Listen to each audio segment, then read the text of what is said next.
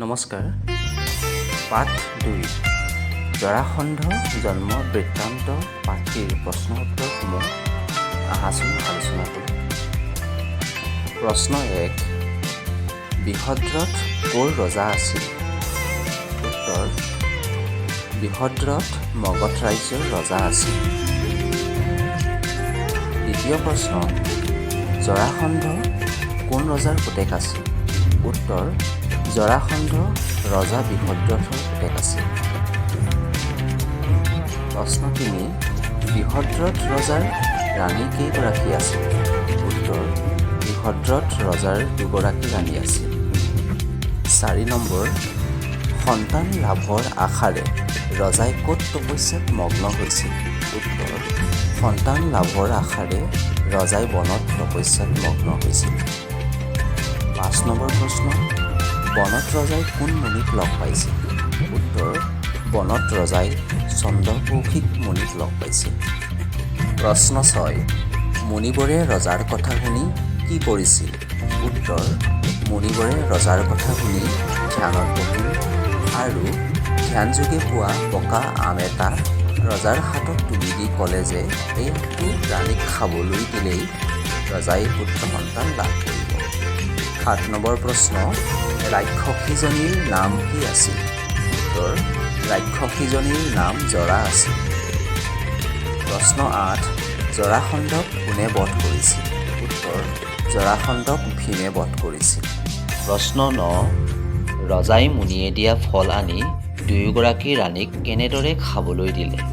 সময়ত কেনেকুৱা সন্তানৰ জন্ম হ'ল? ৰজাই সন্তান দুটি কি কৰিলে? পাঠৰ আধাৰত বুজাই লিখা। ছাত্ৰ ছাত্ৰীসকল এই প্ৰশ্নৰ উত্তৰ বৰ্ণনা কৰি লিখিবা, নাইবা মই লিখাৰ দৰে উত্তৰটো চুটিকৈ লিখি ল'বা। উত্তৰ ৰজাই মুনিয়ে দিয়া ফল আনি সমানে দুফাল কৰি দুয়োগৰাকী ৰাণীক খাবলৈ দিলে। সময়ত দুটি এফলীয়া সন্তানৰ জন্ম হ'ল। ৰজাই এফলীয়া সন্তান দুটি মৰিশালিত পেলাই দিলে।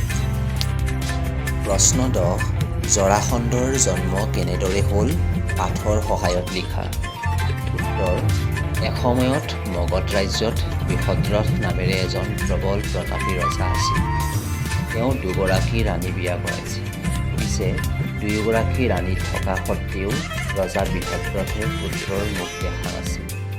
ৰজা নিসন্তান হোৱা বাবে দুঃবেজাৰত ৰাজ্যৰ সকলো প্ৰকাৰ শাসন পৰিচালনাৰ ভাৰ ৰাজ্যৰ ডাঙৰীয়া আৰু বিষয়াসকলক গতাই দি পুত্ৰ লাভৰ আশাৰে তপস্যা কৰিবলৈ বনলৈ গৈছিল আৰু বনত চন্দ্ৰকৌশিক মুনিক লগ পাই মনৰ সকলো কথা বিপৰীত হোৱাত মুনিৰ ৰজাৰ প্ৰতি দয়া উপজিল।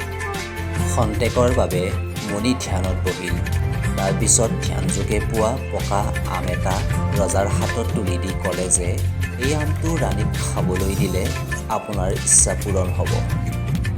মুনিৰ আশ্বাস পাই ৰজা বৃহদ্ৰথ পৰম আনন্দিত হ'ল আৰু ঘৰলৈ আহি আমটো সমানে দুফাল কৰি দুয়োগৰাকী ৰাণীক খাবলৈ দিলে।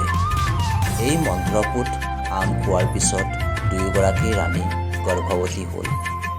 দুয়োগৰাকী ৰাণীয়ে সন্তান জন্ম দিলে, কিন্তু দুয়োটাই এফলীয়া হৈ জন্ম পালে। ৰজাই মনৰ দুখত এফলীয়া সন্তান দুটি মৰিশালিত পেলাই দিবলৈ আদেশ দিলে। মৰিশালিত জৰা নামেৰে এজনী ৰাক্ষসী আছিল। এই ৰাক্ষসীয়ে মৰিশালিত পেলাই দিয়া ৰজা বৃহদ্ৰথৰ সন্তান দুটিক চপাই লওঁতে অকস্মাতে জোৰা খাই এটি সুন্দৰ যুৱক হৈ পৰিল। ৰজাই জৰাৰ মুখৰ পৰা সকলো কথা জানিব পাৰি হাততে স্বৰ্গ ঢুকি পোৱা যেন অনুভৱ কৰিলে। চন্দ্ৰকৌশিক মুনিৰ কৃপাত বৃহদ্ৰথ ৰজাৰ ঔৰসত দুয়োজনী ৰাণীৰ গৰ্ভজাত আৰু জৰা ৰাক্ষসীয়ে পাই লগ লগাই দিয়া এই সন্তানটোৱেই হ'ল জৰাসন্ধ। এয়াই হৈছে জৰাসন্ধৰ জন্ম বৃত্তান্ত। 11 নম্বৰ প্ৰশ্ন একে অৰ্থ প্ৰকাশক শব্দ লিখা। মৰিশালী, শ্মশান, বৃত্তান্ত, বৰ্ণনা, ৰজা, নৃপতি, অকস্মাৎ, হঠাৎ, জন্ম, উপজা, পুত্ৰ, সন্তান। 12 নম্বৰ বিপৰীত অৰ্থ প্ৰকাশক শব্দ লিখা। সুখ্যাতি, সুখ্যাতি, পণ্ডিত, মূৰ্খ, আনন্দ, বিষাদ, সুন্দৰ, কুৎসিত, সুখ, দুখ, ডাঙৰ, সৰু। 13 নম্বৰ, কি হ'ব মিলাই লিখা। ফুল গায়, কবিতা ৰান্ধে, গীত ধৰে, ভাত কৰে, কাম ৰচে, আঁঠুৱা ফুলে। উত্তৰ: ফুল ফুলে, কবিতা ৰচে, গীত গায়, ভাত ৰান্ধে, কাম কৰে, আঁঠুৱা তৰে। 14 নম্বৰ, এটা শব্দত প্ৰকাশ কৰা। যি বনত থাকে বনৰীয়া, যি ঘৰত থাকে ঘৰচীয়া, যি পানীত থাকে জলচৰ, যি মাটি পানী উভয়তে থাকে উভচৰ, যি স্থলত থাকে স্থলচৰ।